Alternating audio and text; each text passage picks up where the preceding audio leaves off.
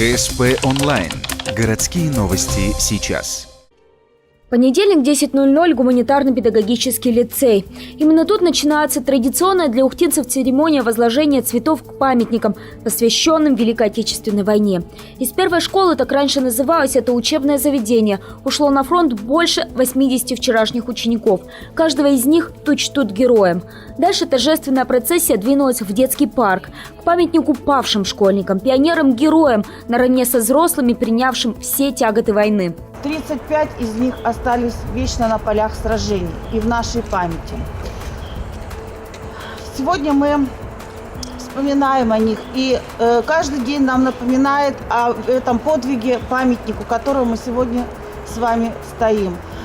3 июня 1972 года был открыт этот памятник, мемориальная доска выпускникам школы номер 1, погибшим на фронтах Великой Отечественной войны. Завершилась церемония традиционно у стелы «Вечный огонь». Тут почтили память всех ушедших на войну ухтинцев. Их было 13 522. На этом месте 76 лет назад стоял военкомат. Именно отсюда люди уходили на фронт.